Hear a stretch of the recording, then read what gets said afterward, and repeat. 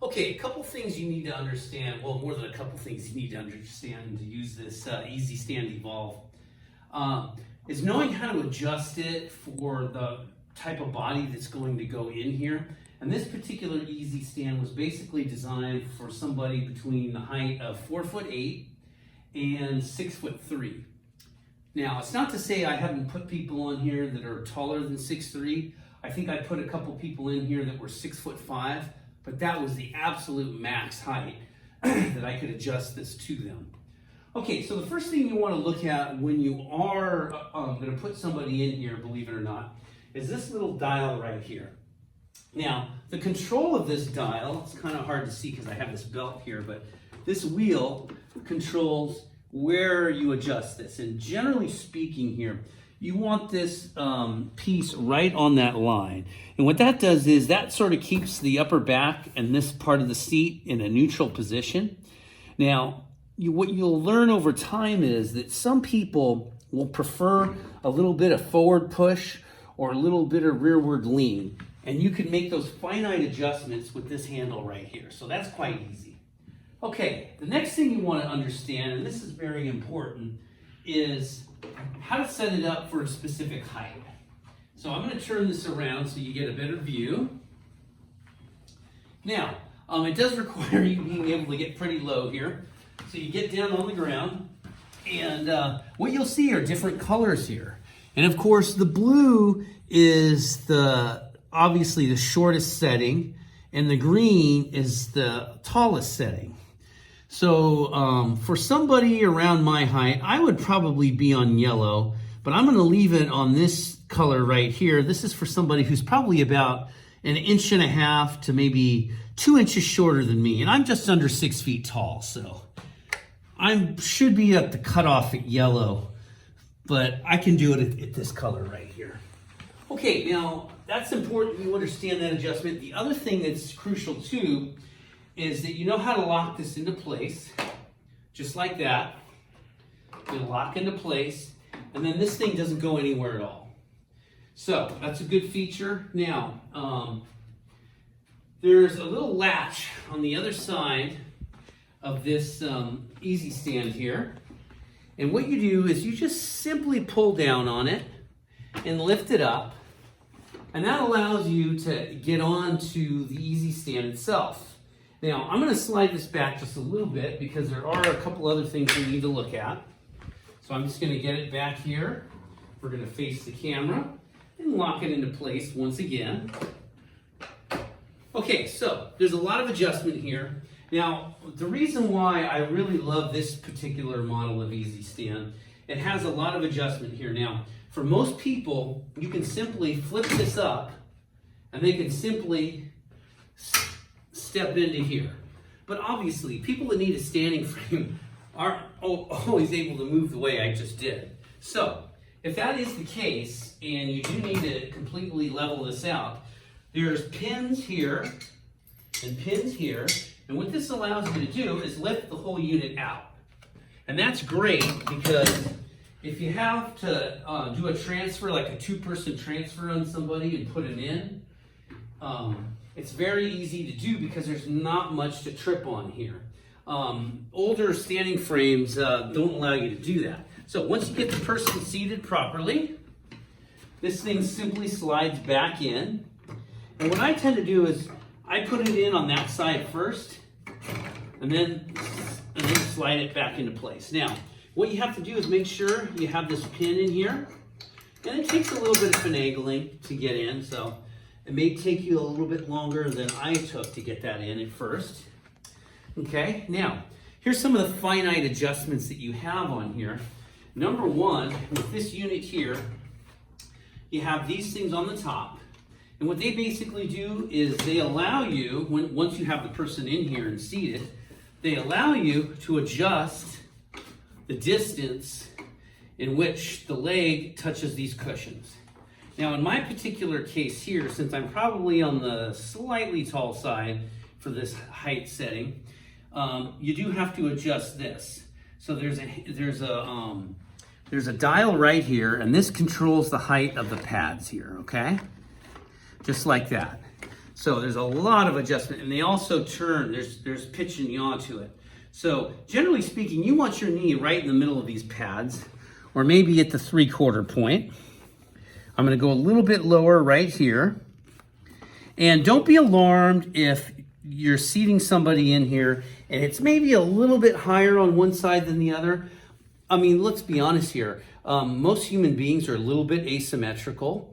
And if you're putting someone in here that is disabled and maybe has any type of condition where they move better on one side of their body, you're not going to see things equal on both sides of the body. So things will be a little bit adjusted depending on, you know, how much function you have on one side of the body. Okay, now, once you're in here, there's adjustment straps for the feet. And these are pretty simple and straightforward. They just go around the foot, and then you just Velcro it in. Same thing on the other side. And you know, one of the little tricks you have to do when you put somebody in here is make sure that the person you're putting in here doesn't step on these straps. So I always leave them out like that. Then when you get the person in, you just simply wrap it around there. Okay, now there's a lot of other things as well on here. There's also a strap here. And this is a really neat thing too, because say you have somebody who is a paraplegic and maybe they don't have a lot of trunk control.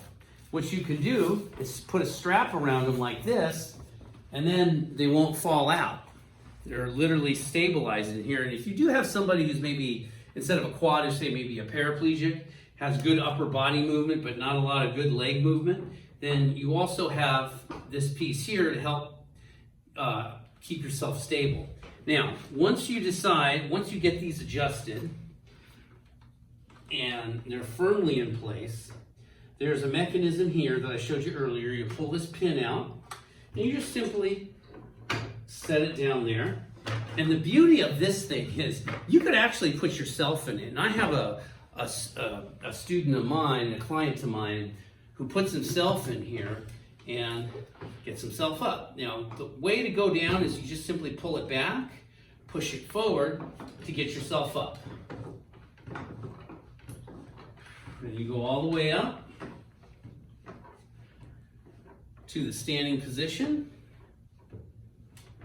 You know, even if you generally don't need something like this and your hamstrings are really tight and your lower back's always tight, putting somebody in here and just having them stand for 15, 20 minutes will actually loosen up the hamstrings and kind of give your lower back a rest.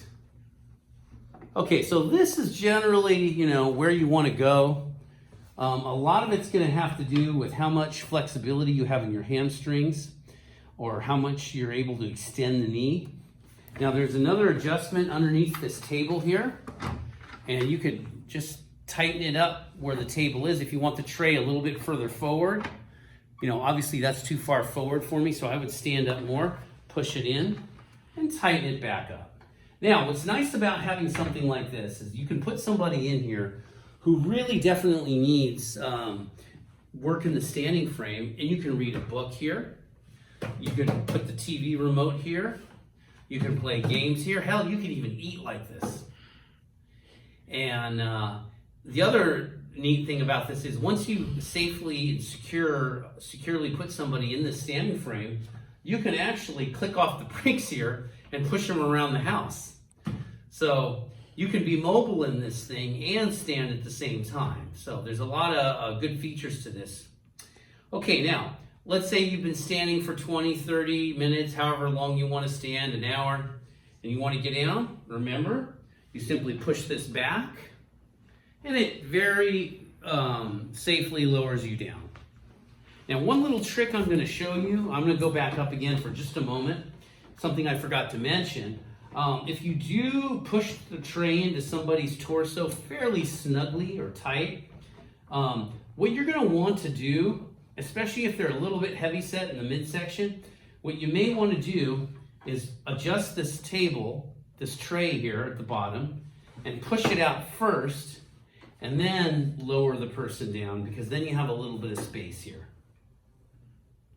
And then you come all the way down, and once you're down, there's this device right here that goes up and over. And then, you simply just flip this up or remove the whole device again. You want to remove the belt. You can lift this up, makes it easier to get on and off of. Undo the straps. Get your feet out, and you're done. Now, one other thing that's really nice about this too, it's good to clean. You want to be careful and go over the owner's manual on what type of materials to put on this this surface here. I forget what this is made out of. It kind of feels like rubber, but it's not. It's actually a really good substance that prevents viruses and bacteria from surviving on here for any length of time. So it is, you keep it clean, but it also doesn't attract, things that could make you sick or give you skin problems like, streptococcus, like you get cellulitis, things like that. This is really pretty much bulletproof for that. And same thing over here as well. Just make sure also the person you're putting in here doesn't have any sharp edges on their belt. Believe me, you don't want to tear this. Like I said, this is some kind of medical grade materials that are on here that prevent, bacterial growth and virus growth and everything else. Hypoallergenic, all that stuff in one. Okay, if you have any more questions, Paulette or Jonathan, let me know, and I can answer it in the comments section. Thank you.